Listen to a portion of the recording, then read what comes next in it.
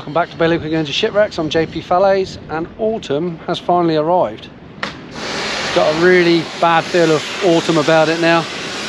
Still fairly warm. Sea temperature is still at 17, and the sun's still out. And while the sun's still out, we go diving. Starting to have to leave a little bit earlier from work now, so let's get it on. Just got to wait for Matt and Paul now. They leave slightly later. I faff about, so I've got to get here early and load my stuff on.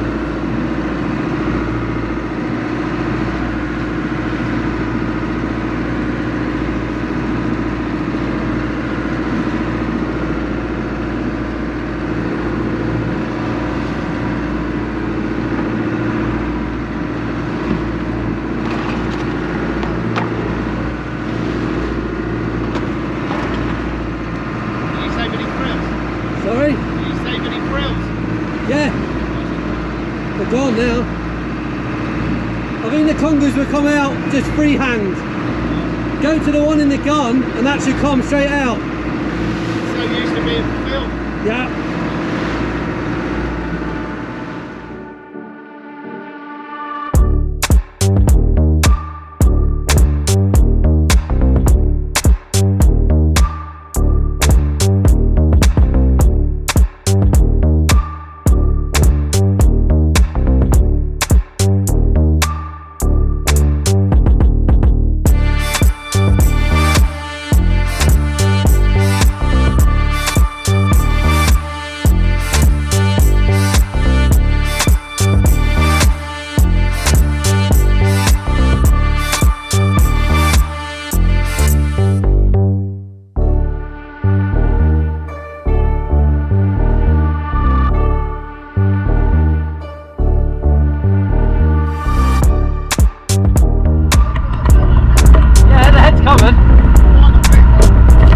In the mouth, in one.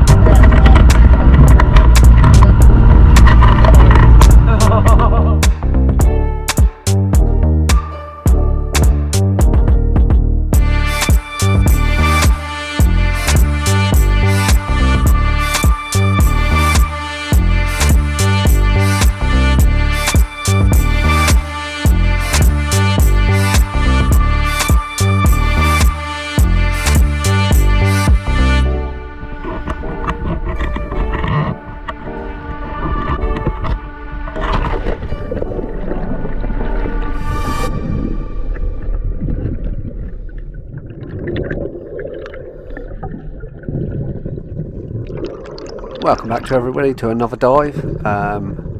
Thanks for coming along again, or if this is your first dive with us, thanks for joining us. And this time hopefully you're going to watch a few more. So just as a recap on this shipwreck, we're going down to the Oostvalanderen, which was a Dutch barge requisitioned in World War II and was sunk on the 23rd of May 1943. She's about 420 tonnes, and just like the divers, it's only going to get worse as the years pass by. Since we first dived this, she's changed pretty drastically. Some of the older divers remember when she was brand new and still had paint on, I suppose. She's been down for some years now, and she's really starting to fall apart.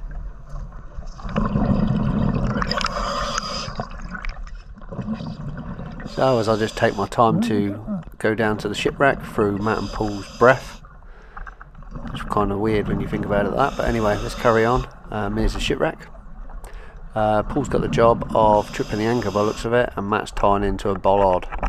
So try and tie into something nice and strong, you know, something that's designed to be tied into. So we got our bait, We've got some fresh salmon frames to give to the congers. I think I'll let Matt do it.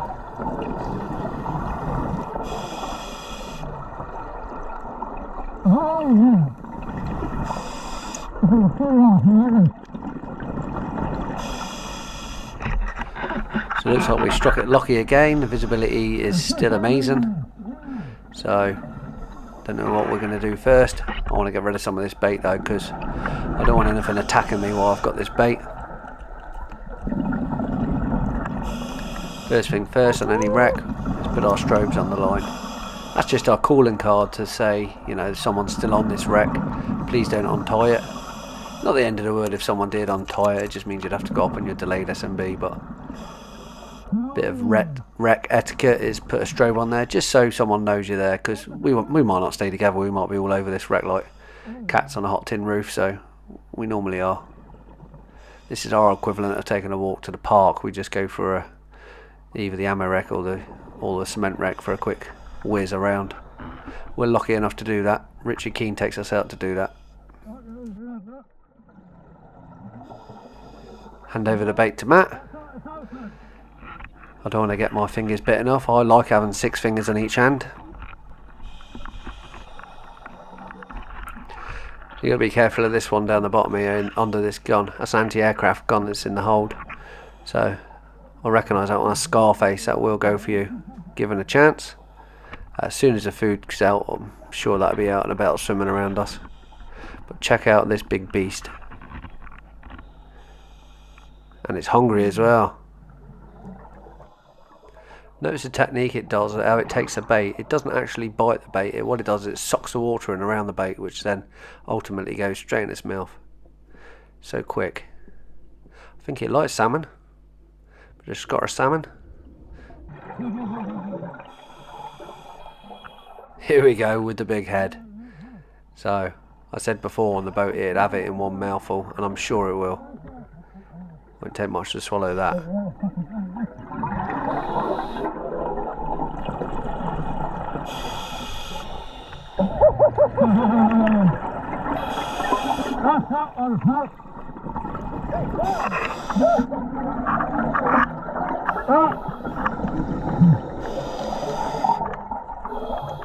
I'm not quite sure where Scarface has gone now. She's gone off for a swim. I say she because all of these congers would be females, so they're up in the shallows to... Oh, there's a coma. So they're up in the shallows to spawn, have their babies or do whatever they do, and then they'll be going back down to the deep. Oh, I thought that was a conger down there. See it just there? But it's not. I think it's an old jackboot or something, one of the German jackboots. Let's take a look down the pipe. I'm not going to get too close. It has as well. Look, there's nothing left of it. It's right in the back of the throat.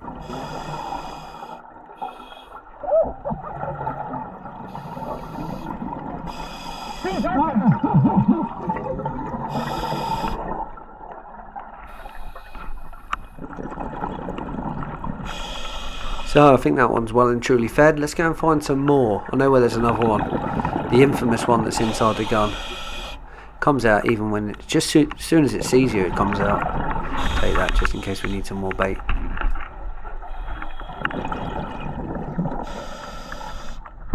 So that is a rearmost hold. Now we're going into what would be the middle hold, and then there's a lifting derrick, and then there's another hold in front of that.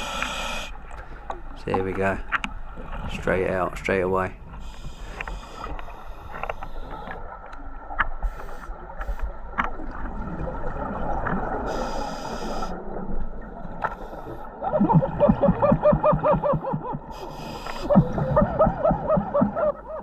So you can't blame the fish for this. It can smell food, but their eyesight is so poor. They rely a lot on their smell, so they can smell the fish in the water. And the first thing it can see, which was moving, was probably a red flashing light in the front of Matt's camera. So it wasn't going to attack Matt. It was just going to see what this thing was, and it wasn't a savage bite. It was just a little tap just to see what it was. It quickly figured out it wasn't food and backed into the hole.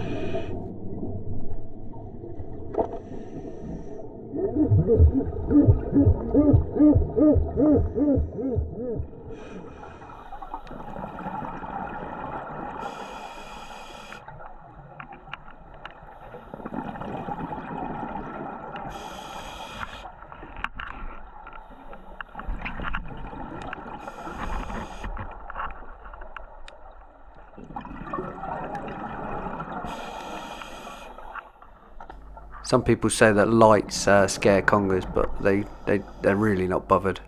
In this environment, they're sort of the apex predator on this shipwreck, unless a big monkfish comes along, but they're quite happy to take some food off of us. It fills them up for the evening. They probably don't have to leave that gun now.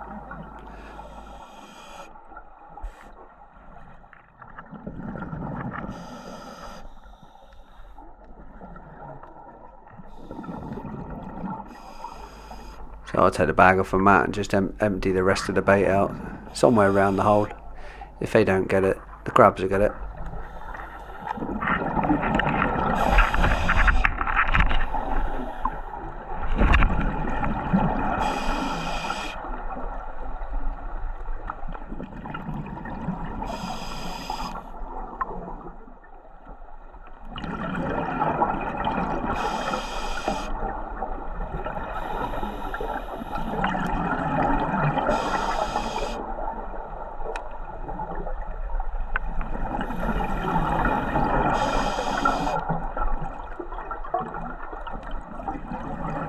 They're such cool fish.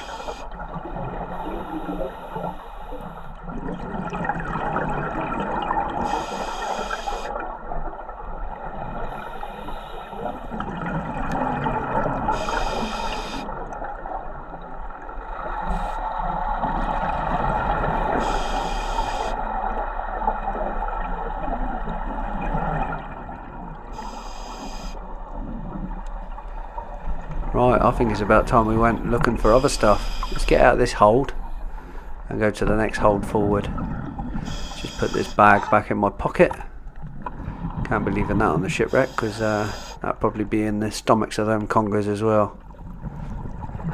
So let's go. Let's explore the rest. This is the centre derrick, which would have lifted the material in and out. 170 bar left. Plenty of air. Let's go exploring.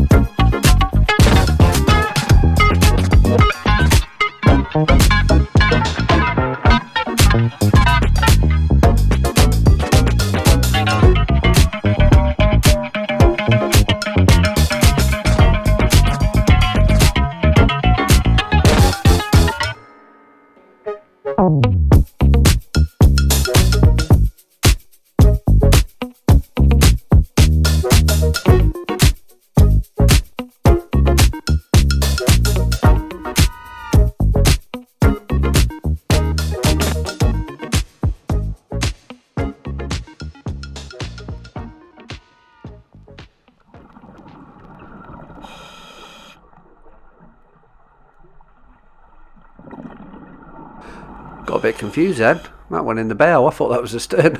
And yeah, I know it was too small for me. So I quickly backed out of there. Yeah, you can see the old toilet, or the head as it's properly called. There's loads of wrasse.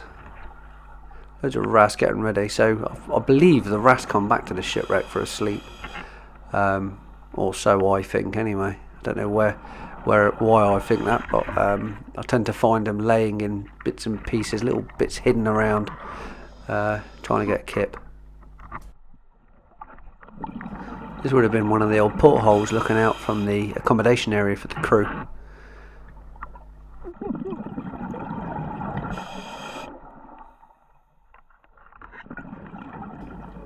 Plenty of wrasse on this wreck, trying to find somewhere to hide, somewhere to sleep. Take a look at these two, look. He's going up. Is he going to have a sleep there? No, someone's hassled him with some torches, so he's swimming off again. Straight down the hawser hole where the anchor would have gone through. So that thing that me and Matt were trying to swim around was actually the chain box, the chain locker. The two anchors that are pulled up, the chain that goes over this winch would have had to go down through the deck again into some sort of area to keep stowed. So it will go into a chain locker, and that would have had fresh water running down it just to wash the chain off of any bits and bobs it picks up when it's on the seabed.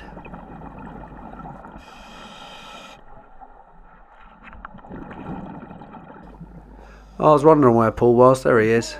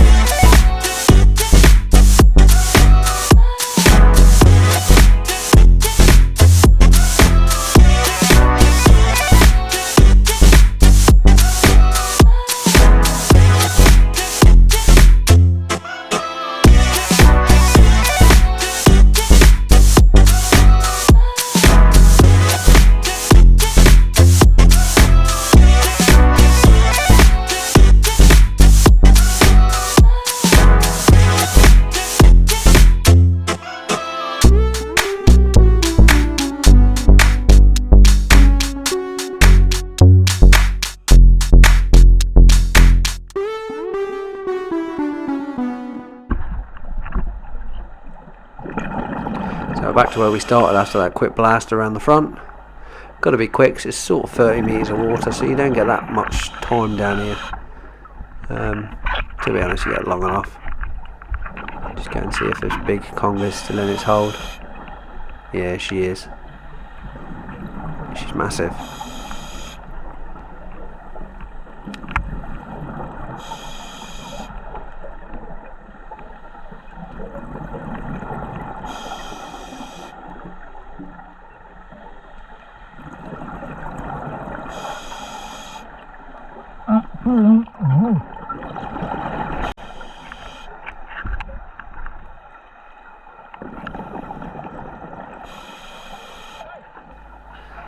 I didn't realise Matt was shouting. So then when I got back up to the surface, he told me he was shouting for me. I think he's seen a few crayfish or something. We're going to now go up over the top onto the stern and then have a look in the engine bay. and where the wheelhouse was, which is just here, where these red mullet are swimming away from me. See a couple of red mullet on this shipwreck. There's a bit of sand up on the deck, and you see them with their little barbels out having a little feed. Not massive. Nice to see though.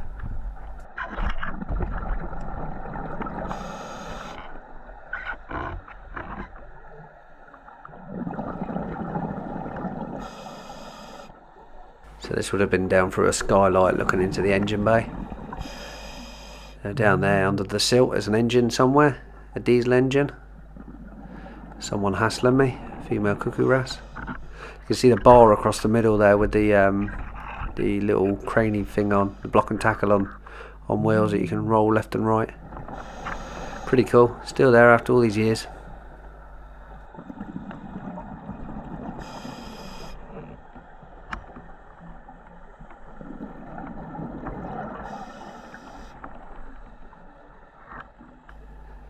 So you can actually get into the engine and you get down into the accommodation below. I wouldn't recommend it because it's quite broken now.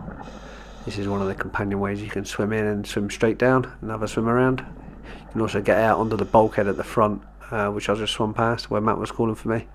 There's also a staircase you can swim down and into that engine room area and then back up. Yeah, I'll just stay out of there because if Matt was near me I'd swim through it, but when there's only one of you, you've got to weigh up the risks. There's a bit of a bar in the way as well. So I'll just make my way back to the shot line now because we're running out of time. Probably in decal already, but it's not too bad. There we go, this is what I mean. There's a wrasse there, look, trying to get a sleep, laying up. That's what they do, they just find something to hide behind and just lay behind it. And there's some idiot diver coming and hassling it when he's trying to get some sleep. So it looks like Paul's on his way back up, so I better head over. Yep, I'm in deco. I've got to get up.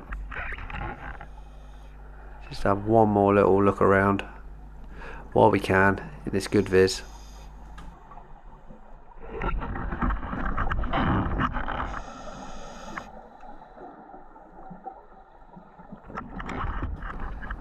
Each time you do a dive, every wreck you do has got different sort of feeling to it, and today's feeling on this wreck was a bit of mischief, a bit of swimming around, a bit of messing around, do a bit of filming. Oh, look at this, I've never noticed this before.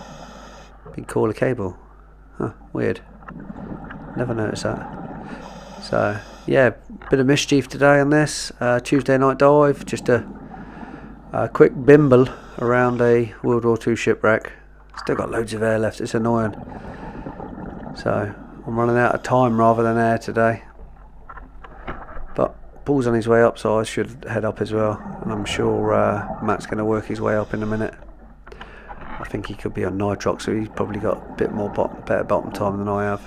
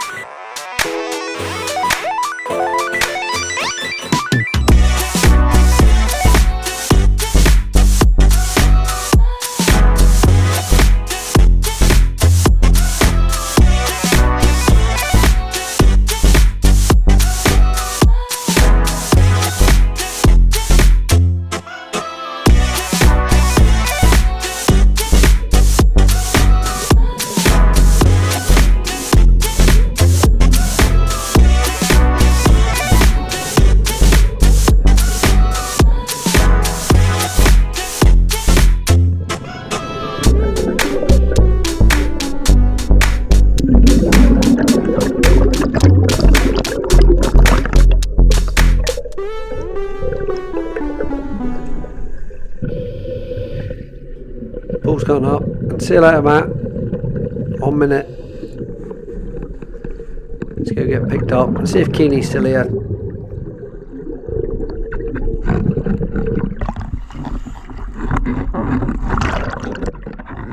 No, looks like he's gone. Oh, there he is. Thank God for that. It's a long swim home from here. It's about 0.8 miles northwest if you want to swim home.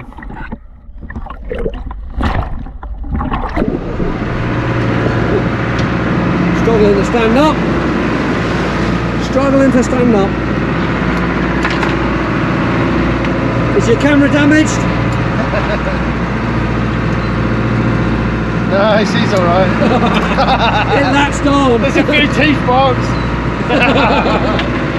I was worried about your salmon collared fingers. It was the little one, it was feisty, eh? The little one is feisty. Yeah. The bigger one had the whole salmon head stuck in its throat. I could see it down the tube, and his mouth was doing this going. I don't think I could see pink in the back of his throat. He took the whole head. God. So we're just heading back now. Couple of rollers.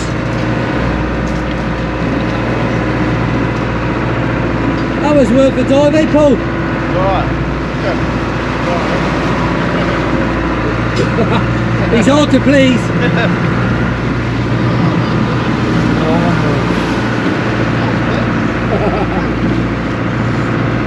He enjoyed himself.